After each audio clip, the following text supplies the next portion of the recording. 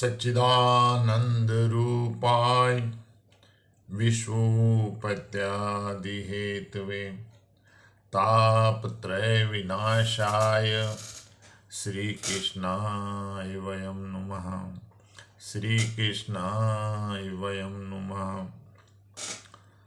भगवान श्री कृष्ण अर्जुन को गीता का उपदेश करते हुए कहते हैं कि हे पार्थ, सामान्य मनुष्य विषयों का ध्यान करता रहता है और फिर ध्यान करते करते उसकी विषयों में आसक्ति और बढ़ जाती है। विषयों का ध्यान करने से विषयों में आसक्त हो जाता है और उस आसक्ति लगाव से काम का जन्म हो जाता है। जब काम की पूर्ति नहीं होती तो उसे क्रोध उत्पन्न होने लग जाता है। मनुष्य जब किसी विषय में विशेष आसक्त हो जाता है और उस आसक्ति यानी काम की आसक्ति अगर उसकी बढ़ गई और उसकी पूर्ति नहीं हुई तो उससे क्रोध उत्पन्न होता है। और जब क्रोध उत्पन्न होता है तो विषयों के प्रति उसका मोह और बढ़ जाता है। जब मोह और बढ़ जाता है तो मनुष्य के सोचने की शक्ति भटक जाती है और जब सोचने की शक्ति भटक जाती है तो बुद्धि का नाश हो जाता है और जब बुद्धि का नाश होता है तो मनुष्य का सर्वनाश हो जाता है। और हे पार्थ, तुम्हारा यह मोह तुम्हें बुद्धि के विनाश की ओर लिए जा रहा है। तनिक सोचो पार्थ, जिसके पास बुद्धि ही नहीं होगी भला उसे शांति कैसे मिल सकती है? वो तो शांति को अशांति से अलग तक नहीं कर सकता।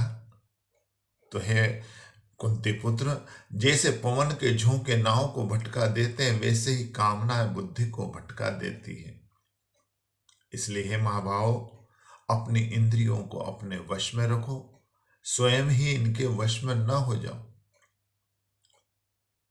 अरे सामान्य मनुष्य तो उन नदियों की भांति है जिन्हें व्याकुलता बहा ले जाती है, परंतु उन्हें मार्ग का ज्ञान नहीं होता। अरे वो तो अंधाधुंध बही चली जाती है क्योंकि वो तो केवल बहने को ही अपना कर्म समझती है और वो अपना सारा जल, अपनी सारी उथल पुथल सागर में जाकर उड़ेल देती है। किंतु सागर फिर भी अपने तटों की मर्यादा का उल्लंघन नहीं करता। इसी प्रकार कामनाओं की नदियां सामान्य मनुष्य को बहा ले जाती है, पर जब वह किसी मुनि तक आती है तो वह मुनि उन्हें समेट लेता है। मुनि किसे कहते हैं? जिसका मन मौन हो गया है, वो मुनि है। जो जागृत है वो मुनि है। मन पर नियंत्रण कर लेना ही मुनित्व है। जिसकी कामनाओं का अंत हो गया वो संत है। इच्छाएं, कामनाएं, वासनाएं। इसलिए हे पार्थ, तुम भी सागर के समान सागर बनो। सागर ही मुनि है, सागर ज्ञान है। तुम भी ज्ञानी बनो क्योंकि ज्ञान ही उत्तम है।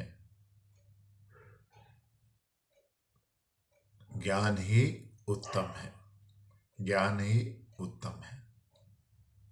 तो सज्जनों, भगवान श्री कृष्ण अर्जुन को यह उपदेश करते हुए यही समझा रहे हैं कि तुम्हारा ये जो मोह है परिजनों के प्रति, उस मोह को त्यागो और निर्भय होकर, निडर होकर युद्ध करो। ये मेरा आदेश है। हरि ओम तत्सत, हरि ओम तत्सत, हरि ओम तत्सत।